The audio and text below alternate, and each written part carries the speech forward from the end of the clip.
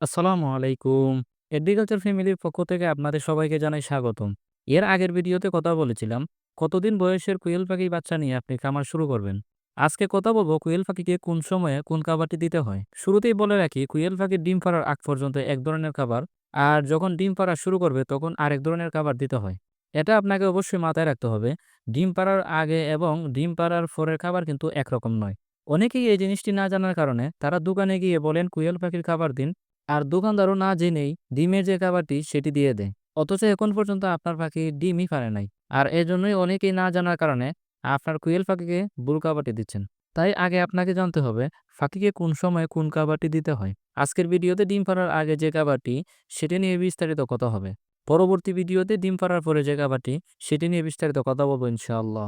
কোয়েল পাখি ডিম পাড়ার আগ পর্যন্ত এবং বাকি ৬০-৭০% ডিম প্রোডাকশনে আসার আগ পর্যন্ত আপনাকে যে কোনো ভালো কোম্পানির ব্রয়লার ফিড খাওয়াতে হবে। সেটি নারিশের ব্রয়লার ফিড হতে পারে, আবার সোনালী স্টার্টার ফিডও হতে পারে। অর্থাৎ আপনার পাখিকে ডিম প্রোডাকশনে নিয়ে আসার জন্য ব্রয়লার ফিড খাওয়াতে হবে। বাজারে কিন্তু অনেক ধরনের ফিড পাওয়া যায়। তবে আপনি চেষ্টা করবেন সোনালী স্টার্টার ফিড অথবা নারিশের যে ফিডটি সেটি খেতে দিতে। আর আমি ব্যক্তিগতভাবে আমার কোয়েল পাখিকে নারিশের ফিড খাইয়ে ডিম প্রোডাকশন নিয়ে আসছি আলহামদুলিল্লাহ।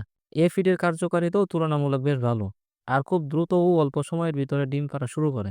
তাই আপনাকে অবশ্যই ডিম প্রোডাকশনে নিয়ে আসার জন্য নারিশের অথবা সোনালী স্টার্টার যে বাঙ্গা ফিডটি আছে সেটি খেতে দিতে হবে।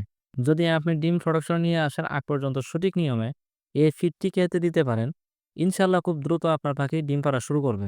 তো বন্ধুরা, এই ছিল কোয়েল পাখির ডিম পাড়ার আগ পর্যন্ত খাবার নিয়ে আলোচনা। যদি ভিডিও দেখে কোনো প্রশ্ন থেকে থাকে তাহলে কমেন্ট করে দিন। আমি পরবর্তী ভিডিওতে সেটার উত্তর দিয়ে দিব ইনশাআল্লাহ। সবাই ভালো থাকবেন। আল্লাহ হাফেজ।